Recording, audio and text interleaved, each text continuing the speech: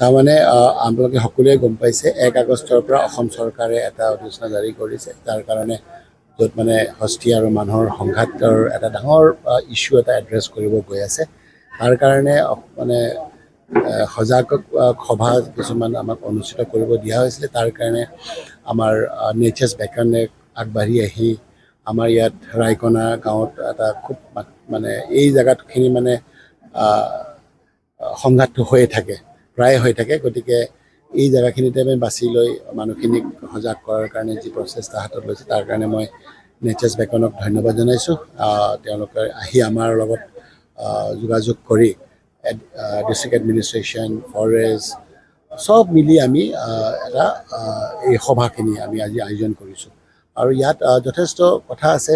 ইয়াত অকল খাতি মানুহৰ সংঘাতেই নহয়, ইয়াৰ পুৰণা ইছ্যু আছে, যেনেকৈ আপোনাৰ মাটিৰ মিউটেশ্যনৰ কথা আছে। আপোনালোকে সকলোৱে জানে যে ফাৰ্মাৰ ৰেজিষ্ট্ৰেশ্যনটো এটা খুব গুৰুত্বপূৰ্ণ কথা।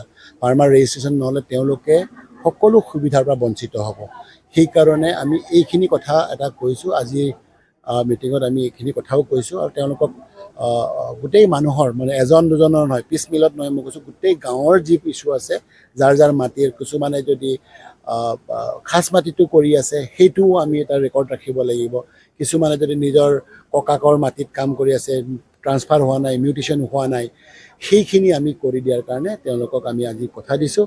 আৰু তেওঁলোকে যদি হয় তেনেকুৱা যদি 40-50 ঘৰ তেনেকুৱা যদি কাম কৰিব লগা, তেতিয়া আমি কৈছোঁ যে আমাৰ গোটেই চাৰ্কল অফিচাৰৰ ষ্টাফ আহি ইয়াতেই কাম কৰি দিব। আৰু এগ্ৰিকালচাৰ ডিপাৰ্টমেণ্টৰ যিটো ফৰেষ্ট ৰেজিষ্ট্ৰেশ্যনৰ লগে লগে আমি কেম্প এটা পাতি ইয়াতে এইবিলাক ঠিক কৰিম বুলি আমি তেওঁলোকক আজি কথা দিছোঁ। মুখ্য উদ্দেশ্যটো হ'ল যে ইমান দিন এটা ভুল কাৰ্যক্ৰম হৈ আছিল, মানে হাতী খেদিব দিয়া হৈছিল, হাতীৰ লগত মানুহৰ সংঘাতটো বাঢ়ি বাঢ়ি গৈ আছিল। তো আমাৰ বৰ্তমান যে বনমন্ত্ৰী শ্ৰী জয়ন্ত মল্ল বৰুৱা ডাঙৰীয়া, মুখ্যমন্ত্ৰী হিমন্ত বিশ্ব শৰ্মা ডাঙৰীয়া, তেওঁলোকে এটা ভাল কাম কৰিলে কি, হাতী খেদাটো বন্ধ কৰিলে। এইটো হাতীৰ প্ৰতিও সাংঘাতিক এটা মানে জাষ্টিছ কৰিলে। হাতী খেদিবলৈ হাক দিলে আৰু বিঘাই প্ৰতি 8,000 টকাকে ক্ষতিপূৰণ দিব বুলি ক'লে। তো সেইটোৰ যে এৱাৰনেছ গোটেই সমগ্ৰ অসমত এইটো প্ৰথম এৱাৰনেছ প্ৰগ্ৰাম হ'ল। আজিতো DC সাহেব আহিছিল, ডিঅফ আহিছিল, চবেই আহিছিল, আপোনালোকে গম পায়। কিন্তু আমাৰ কথা হ'ল যে এইবোৰ ভিতৰুৱা অঞ্চলত যদি কথাটো গম নাপায় মানুহখিনি, ফাৰ্মাৰসকলে যদি গম নাপায়, বহু সময়ত কি হয় এই সুবিধাটো নাপায়। সেইকাৰণে নেচাৰ্ছ বেকন একদম ইণ্টেৰিয়ৰ ঠাইত অজগৰ পাহাৰ, আমাৰ প্ৰস্তাৱিত অভয়াৰণ্য যিটো অজগৰ, তাৰ দাঁতিত যিবোৰ গাঁও, সেই গাঁৱৰ মানুহখিনিক লৈ পেলাই আমি সেই এৱাৰনেছ প্ৰগ্ৰামটো কৰিছোঁ, কথা পাতিছোঁ, বহু সমস্যাৰ কথা আমি গম পাইছোঁ, যে যিটো আমি ৰাইট ফোৰামত আমি ক'ব পাৰিম। তো সেই উদ্দেশ্য লৈ পেলাই আমি কৰিছোঁ। আমাৰ কৃপালোচন দাস, আমাৰ নেচাৰ্ছ বেকনৰ গোৱালপাৰা কোঅৰ্ডিনেটৰ, তেওঁহে এইটো সম্পূৰ্ণ অৰ্গেনাইজ কৰিছে। মই আজি আহিছোঁহে, তেওঁ অৰ্গেনাইজ কৰিছে। আৰু আপোনালোকেও ইয়াতে আহিছে। থ্ৰু মিডিয়াৰ থ্ৰুত আমি সমগ্ৰ অসমবাসীক এই কথা কৈ আছোঁ যে হাতীৰ কাৰণে এই যে ভাল কামটো কৰিলে, অকল গোৱালপাৰাৰ কাৰণে কৰা নাই, সমগ্ৰ অসমৰ কাৰণে কৰিছে। কিন্তু এইটোও ঠিক যে গোৱালপাৰা চবতকৈ বেছি সমস্যাত জৰ্জৰিত, কিয়নো গোৱালপাৰাক চবতকৈ বেছিকৈ নেগলেক্ট কৰা হৈছে। গোৱালপাৰাত এখনো অভয়াৰণ্য নাই, ৰাষ্ট্ৰীয় উদ্যান নাই। ইমান ধুনীয়া জংঘল আজিৰ পৰা নহয়, যুগ যুগ ধৰি আছে, কিন্তু সেই জংঘলবোৰক মান্যতা দিয়া হোৱা নাই।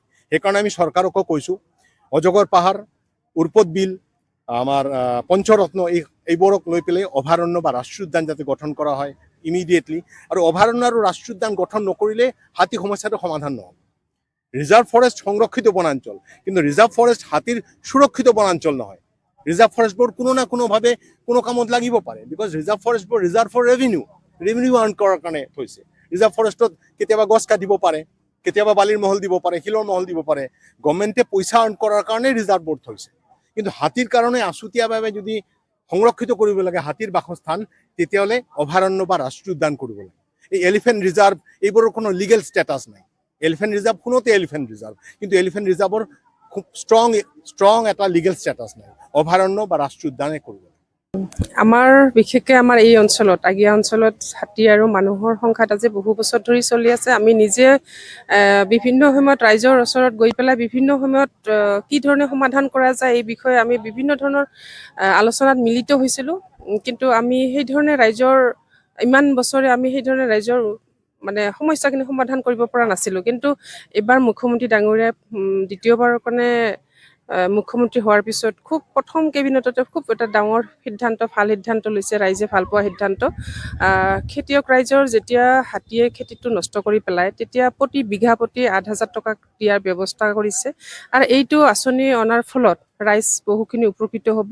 কাৰণ যিহেতু আমাৰ এই অঞ্চলত হাতী আহিয়ে থাকে আৰু খেতিডৰা আমাৰ নষ্ট কৰি থাকে, আৰু 80% ৰাইজ যিহেতু আমাৰ খেতিৰ লগতে জড়িত, আৰু এই ক্ষেত্ৰত এই আঁচনিখনে ৰাইজৰ মানে বহুতখিনি মানে কষ্টখিনি লাঘৱ হ'ব বুলি আশা কৰিছোঁ।